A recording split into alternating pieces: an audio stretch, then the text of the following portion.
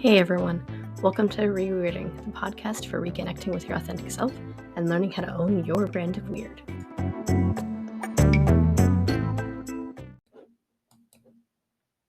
Hey everyone, welcome to this episode of reWeirding. My name is Chelsea and I'll be your host. Today's episode is all about the introductions. I'll be setting the stage for what this podcast is all about and then sharing my 8 top tips for setting and defining goals. At the very end, I'll even include my favorite exercise to help get those creative juices flowing for when you want to create your own goals. I run Reise Coaching. It's a business through Instagram that is all about helping people connect to their authentic self, follow their whims, and own their weird. This is because I firmly believe that the weird, quirky bits of ourselves and our flaws deserve just as much love and attention as the more serious, mature parts of ourselves. It can be easy to fall into the idea that we must be perfect. We must conceal what we're really thinking or feeling. We must be productive and not let it show when we're tired. And we have to work hard before we can play hard. I'm sure we've all heard that a time or two in our life. I like to poke at that a lot because rest and play are just as important, if not more so, than working hard. It's kind of like taking rest days or active resting days when you work out a lot, right? Your muscles, including your brain, need time to heal and regroup. Rest and play is how we do that, and letting all the parts of ourselves take a turn helps us walk the path of being our authentic selves. The theory of own your weird and follow your whims is actually what led to the name of this podcast. I had jokingly suggested to a friend that I should start a podcast after doing an impromptu coaching session with her. She was responding really positively to everything I was saying, and it just seemed like she was taking a lot of notes. So I was like, hey, I should start a podcast. And she said, actually, you should. And the idea quickly grew from there. Within a day, I contacted a friend of mine and said, so I think I'm doing a podcast, but I don't know what to call it. Her creative writer brain quickly offered several ideas, and it was a toss-up between whimsy and weird, and what I finally settled on, reweirding. She thought of this because of the concept of rewilding, where we get back to that wilder part of ourselves, or we rewild the areas around our home to allow nature to do its thing. My philosophy of getting back to our weird and quirky roots sounded similar enough that she suggested reweirding as the podcast title. And she was right, because getting back to our weird and quirky roots is very similar to that concept of allowing nature to do its thing. Nature doesn't hold itself back because people feel weird about it or society tells nature that it should not grow a tree in the direction the tree is growing. Our ability to own who we are and be who we are without worrying about all of that extra stuff is reweirding. It's getting back to our authentic selves, the people we were before we were taught that we needed to hide and keep those parts of ourselves quiet. Now, I'm a huge believer as a coach in modeling what I teach. So because a big part of that is owning our flaws and our quirks, that means that this podcast is going to be recorded in segments. Those segments are not edited to remove filter words or filler words, stutters, if I clear my throat, if I mess up my words and correct myself, or if I wander off topic briefly. It was important to me that as I started this journey, I represent what I'm teaching. Those moments where I pause, I get a little lost or off track, stutter, clear my throat, are genuinely me. I'm a very hyperactive, busy-brained person, and I tend to talk fast. So fast that sometimes I stumble over my words or I kind of forget where I was going with it. I wanted to leave those realities in the podcast as much as I could to represent the reality that is me. Because if I'm going to tell you guys to give yourselves permission to own your weird and accept your flaws, I need to do the same. That isn't to say that I won't record if, say, my voice gets really raspy or I get too far off track, because I will. If I find that I've wandered so far off track that several minutes have gone by and I haven't gotten back on topic, I will stop the recording and re-record. I'm not going to splice it and try to get back on track that way, because that's just not how my brain works. I'll re-record what I've got. But ultimately, what airs is the podcast as recorded in segments done straight through, without all the extra splicing and stuff like that. Also, I don't really know how to do that. So it kind of works that I wanted to be authentic in how I do this. That all said, this podcast is a space I've created with the intention of being able to share material on a much broader level. I absolutely enjoy doing one-on-one and group coaching, but I also find that I enjoy sharing and helping just as much. I like to help people flip their perspectives and provide information in a way that people can take what they want and, well, leave the rest. While I share a lot of free content over on my Instagram, a podcast genuinely made sense as a new space to provide that extra level of connection. I've decided that this podcast will operate in seasons with a break before the new one airs. This is to give me time to connect with what I'd like to build into next without running the risk of burning myself out about having to always produce more and more content. I intend to cover a lot of ground in this podcast, covering things like why I use the phrase own your weird and follow your whims, ways we can grow through conflict, how to be authentic with ourselves and with others, how to fill our cups and what that even means, and so much more. Some of this might feel very foundation forming, and that's completely okay because it really kind of is. I do intend to bring on guests, and I'm always open to feedback on what you'd like to hear me riff on next. I'm big on learning how to not judge ourselves and be present. So you're probably going to find that as a constant theme throughout this podcast in every season. This is because, for me, I have found that these things seem to be at the root of so many other things. Learning to build self trust and follow through with goals are also extremely important things, which is why I'm starting my podcast with an episode all about setting and defining goals that are manageable, because it is so easy to create goals like reaching the moon, or like I did when I was a little kid and I decided I was going to grow 6 foot tall. I made it to 5'5", without any idea of how we want to do it or how to make sure it's a realistic, manageable goal for us. Defining goals like that has always been a struggle for me. I don't like strict outlines, just ask my friends. But I also know I need steadfast deadlines in order to be successful. If I don't have a deadline, I'm so much more likely to procrastinate on whatever it is that I want until it's done and over with, or I've moved on to the next big thing. But it's hard to define a deadline if I don't know how to define the goal. This led to me going over all the goal setting education I've gotten through my career and establishing 8 primary steps for myself on how to set and define manageable goals. And again, that key word is manageable. We want to aim for whatever we desire, but also we want to acknowledge the space we're in and make sure we're establishing timelines and stepping stones that can help us actually follow through. Otherwise, we're just as likely to create this incredible goal and find ourselves leaving it once the motivation falters. So let's get into it. My 8 tips for setting and defining manageable goals. So, step one, define that goal. Sounds really simple, but there's a lot that goes into it. When it comes to setting goals, we want to make sure that we're defining it as specifically as we can. So, if the only thing that comes to mind are simple goals like, I will start a podcast, I will get a car, I'll get a job, I will be fit and healthy, or I will buy a house, that leaves a lot up to the imagination. It can make it difficult to attain the goal when we set huge parameters like that are very vague. So let's narrow those goals down and define the goal clearly. Using the examples that I mentioned, that might mean that I define I will start a podcast for my coaching business about helping people learn how to connect to their authentic selves and own their weird. See how much more specific that is and how it's easier to start developing those stepping stones to get to that goal? Another example might be I will get fit by looking at what my health goals are and working to accomplish those things, such as eating regularly, a stepping stone, watching my portion sizes, another stepping stone, etc. Or maybe we just say, I will learn how to enjoy the food I eat and indulge when a craving hits just enough to satisfy that craving instead of feeling like food is something I must eat and indulging is bad. And this is because, especially when it comes to health goals, we want to be considerate of what's actually going on with us. Because let's be real, we all have different health goals. My definition of healthy is likely not the same as your version, and vice versa. Some of us want to lose weight, some of us want to gain weight. Some of us want to get some muscles, some of us want to get a little extra cushion.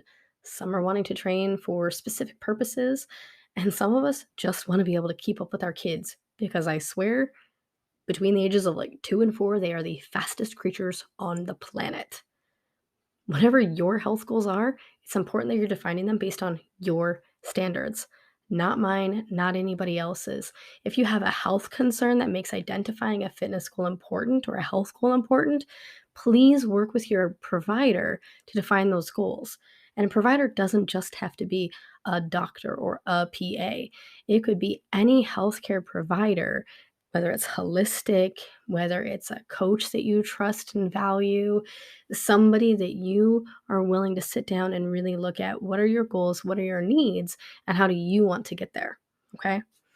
When we say we want to get a car, a job, or a house, we want to make sure that we're very specific. For example, do I just want just any car, any job, any house? Probably not. I know what I like, what I want, and what I can actually live with in the end. So I want to make sure that I address those things when I actually set my goals. For me, if I'm setting the goal of buying a house, I would probably define it as I want a house with 3 bedrooms. This is because I have a stepson, and obviously I do some work from home. And well, my husband and I need a room too. A large enough yard for a fence for my dog because she will run and sit outside for 15 hours staring at the house and refuse to come in. I also want to make sure I have enough space for a large garden and a chicken coop. This is because I would like to be able to have chickens. My stepson loves to chase them. And having homegrown eggs is always nice, as is having homegrown chicken, to be honest. Um, Hopefully, that doesn't offend any potential vegetarian or vegan listeners, but it's true. The food that you grow at home does have a different taste, partially because you worked for it, and partially because you know exactly what you're putting into everything that goes into the development of that food. And I like a garden because one, I like to grow my own food. Two, it makes my stepson so happy. So I would be very specific in how I define that goal. Your version of what your house goals are, probably different. It could be simply that you want shelter of some kind. It could be that you just need a simple, tiny house because that's what works best for you. Again, look at what you truly need and then define the goal around that. Step two, define your why. Do you notice a running theme? Part of defining our goals specifically is to really tune into what we want, kind of like I started explaining as I went over those examples. This is really important because when you know the why, it's easier to look at that motivation and how you're going to actually follow through with those goals. So we look at why is this goal important to me? And it doesn't have to be a serious why. It can be whatever your why is. Your reason is your own. It's not going to be the same as anybody else's. And you don't even have to really share it with anybody else if you don't want to. So if we look back at that podcast example, I can honestly tell you this goal was important, not for any serious, valid reasons. It was important to me because it was a whim that I had. Friends gave me really positive feedback. And I just decided to run with it because it sounded interesting. It kind of appeased my hyperactive, busy brain. Some might look at that and go, yeah, that's like really not a wise goal. That's just a you want to have fun goal. And guess what? Sometimes that's the point. We have to make time for play and things that are fun or interesting to us, not just goals that revolve around our needs. This is because, again, we want balance in our life. Rest and play are just as important as work. When you're defining your why, make sure to look at all those reasons that make the goal important to you. Really take that time for yourself and identify like, this is what I want, and here's why I want it. This is what this means to me if I accomplish this. This is because when you know why that goal is so important to you, it's easier to find the motivation and subsequently the discipline to push through and complete the goal. If we're doing it just because or because so and so told us, we're more likely to find every reason not to do it.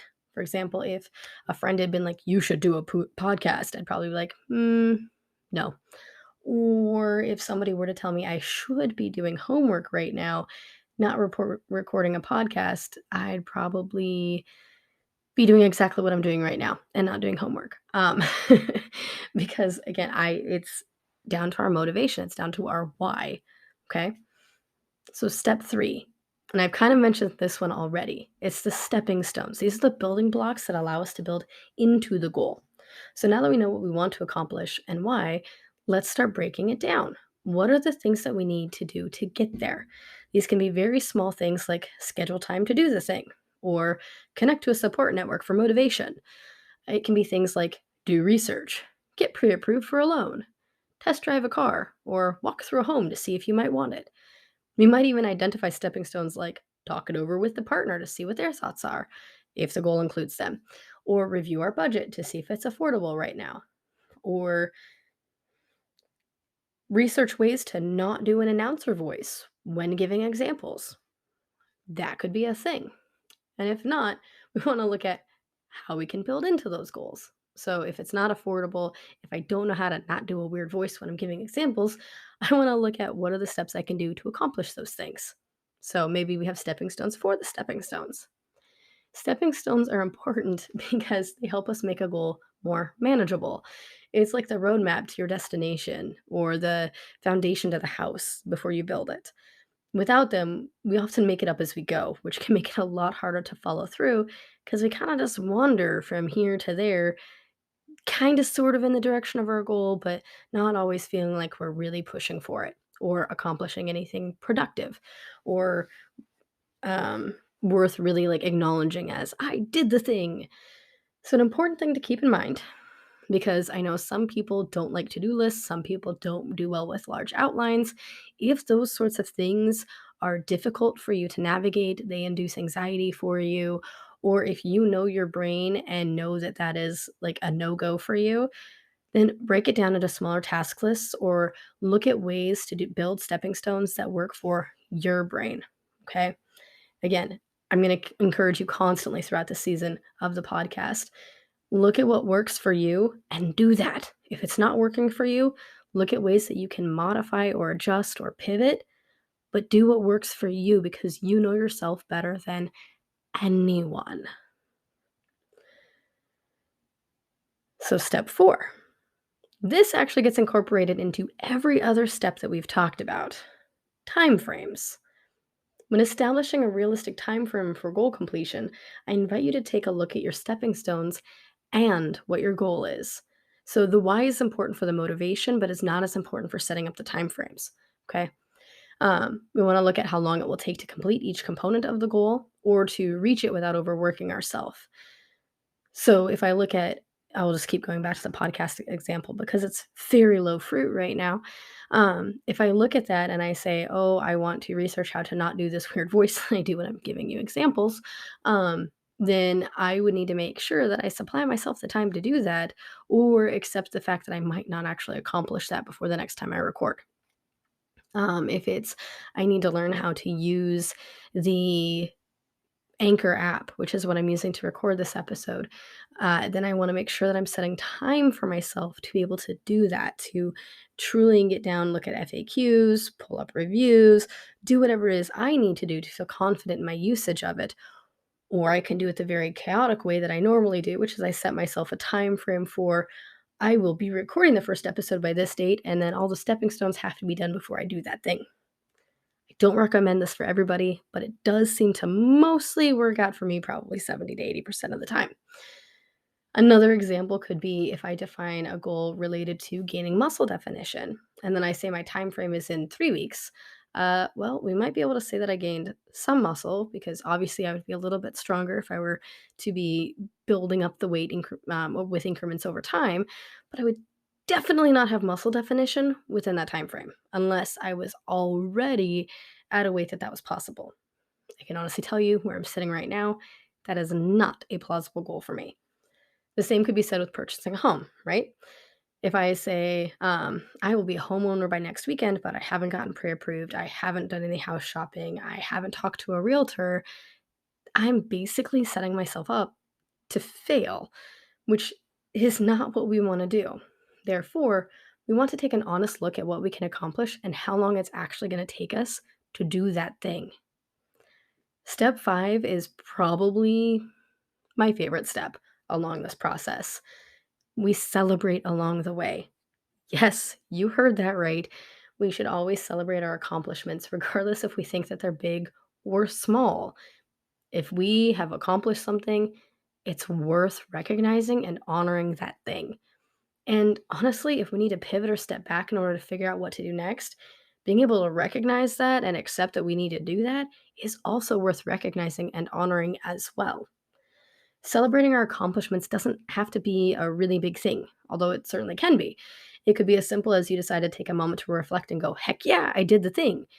Maybe you post to social what you accomplished, brag to a friend, text a family member, be like, I did it. Treat yourself to a favorite snack, a dessert, or a meal if that's your thing. Or you invite a friend to take along. If it's a really big goal, maybe you even throw yourself a little party to really take it all in. Maybe you just write a journal entry saying, oh my goodness, journal, I did it. Like I actually accomplished this thing. I'm proud of myself. All that self-talk, all those affirmations that we kind of neglect because we don't always take that moment, that pause for self-reflection to really honor what we've accomplished so far because we have all accomplished so much. Another thing that we could decide is after all of the hard work that we've done to get to the step that we're at, all we really want to do to celebrate is, well, rest or go play, do something fun. These things allow us to recharge, connect with ourselves and others on a different level while still honoring the work that we've done to get to where we are in this moment. Okay. These are all really big, important things. And step 6 might be one of the hardest steps. It's ask for help when you need it.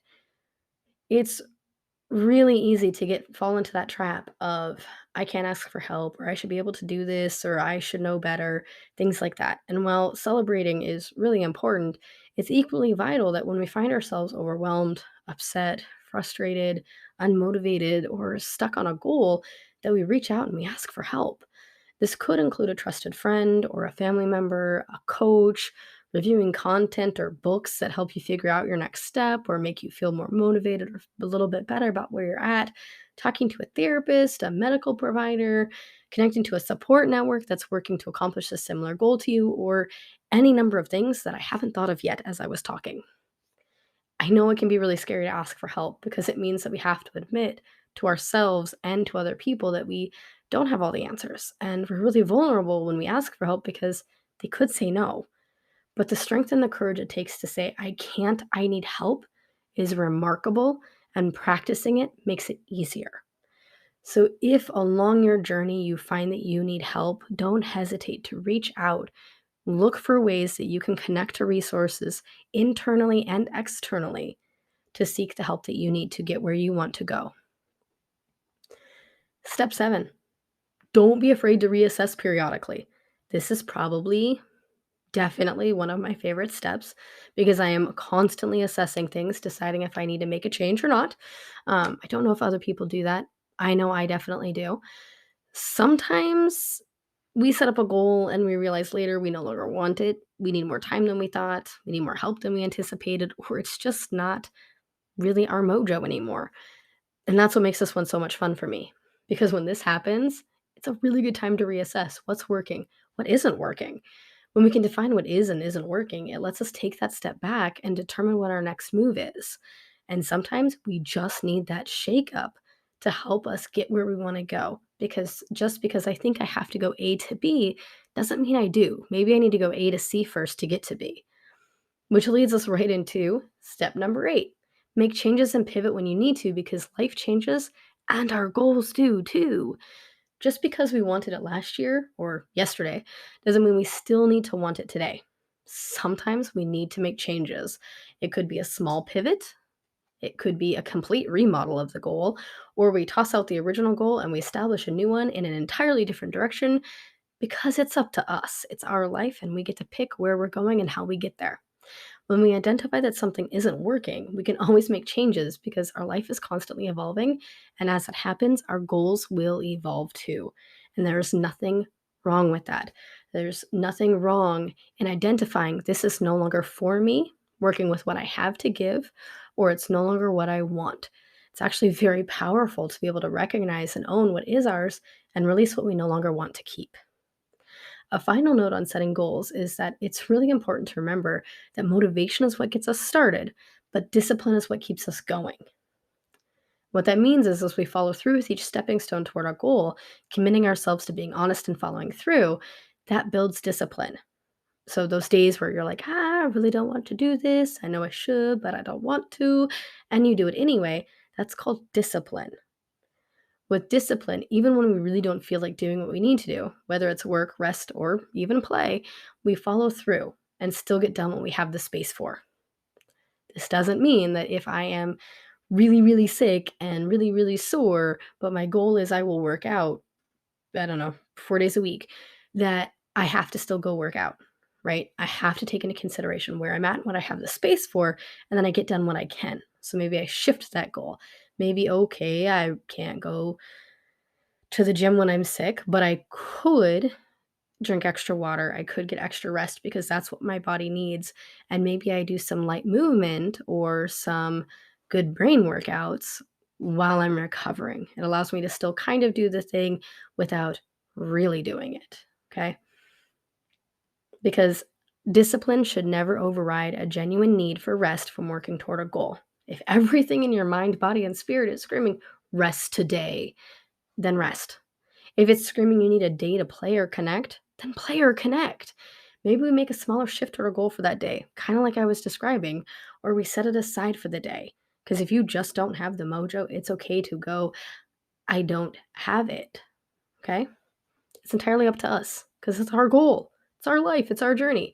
The key thing to remember is that motivation begets the discipline, begets the motivation. And the reason discipline begets motivation is because sometimes when you do the thing where you're like, yeah, I could, but I don't want to, and then you do it anyway, partway through that task, you find yourself motivated to see it through to the end. The more you follow through, the more likely you are to see the changes come to fruition. This is what then begets the motivation.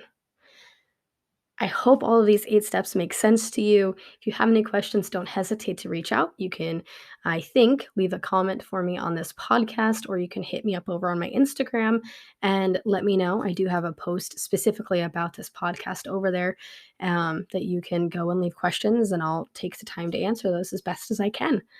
So I hope that this has been helpful for you and that you will leave this podcast feeling more confident in defining manageable goals for yourself. Up next is the exercise that I promised you, which is something that you will need a timer, a pen, pencil, and paper, or the notes app or a computer where you can take notes to practice.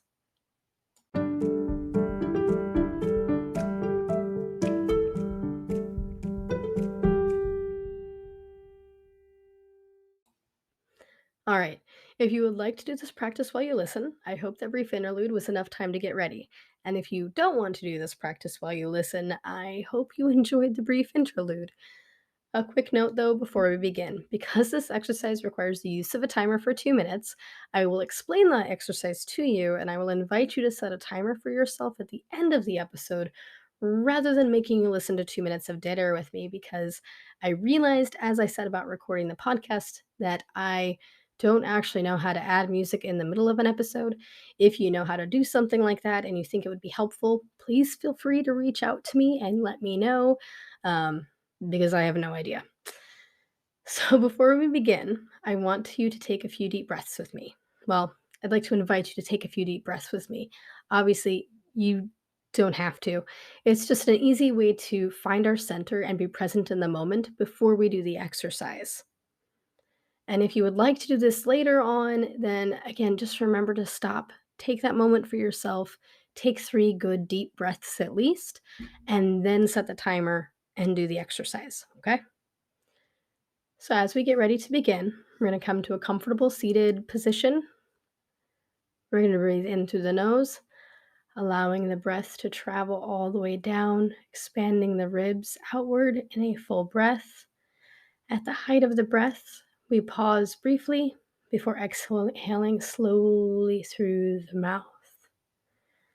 Again, we inhale, fully expanding our belly and our chest, pausing and allowing yourself to finish the breath before exhaling once more, slowly allowing the belly and the chest to deflate. We inhale one more time through the nose before exhaling one more time slowly.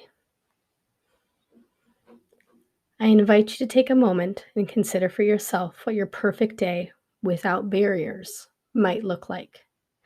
We might also consider if our self of 5 years in the future were here right now, what goals would they tell us that we had accomplished?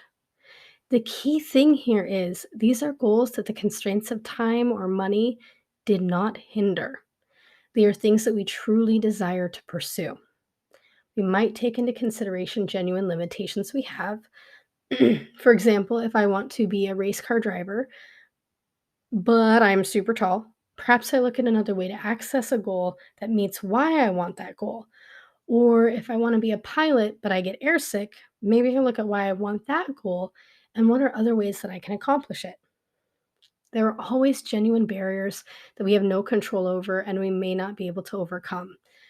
It's okay in this practice to acknowledge their existence while also holding space for the fact that it doesn't mean we have to stop dreaming.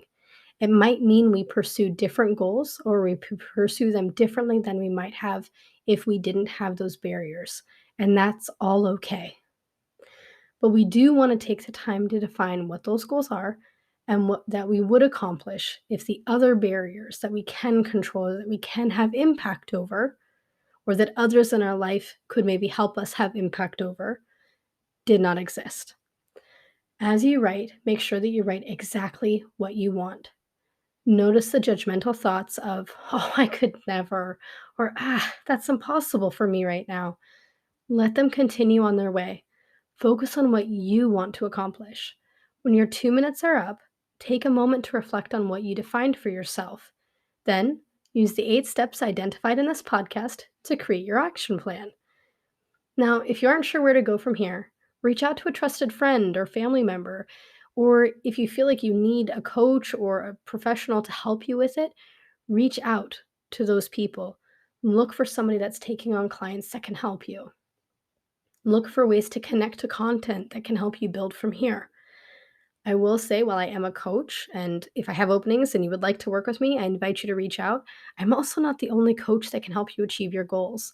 So if that is the route that you choose to go, look for somebody that inspires you, you feel connected to, and that you feel can help you the best.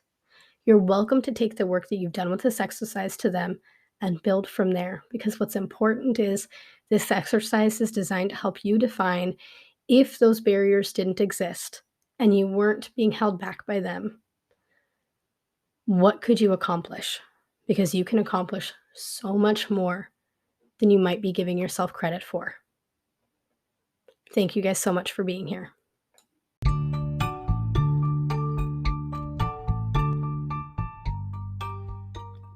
Thank you all so much for listening today. If you enjoyed this episode, don't hesitate to share with a friend, save for later, or leave me a review. If you would like more content like this, follow me on Instagram at reise.coaching.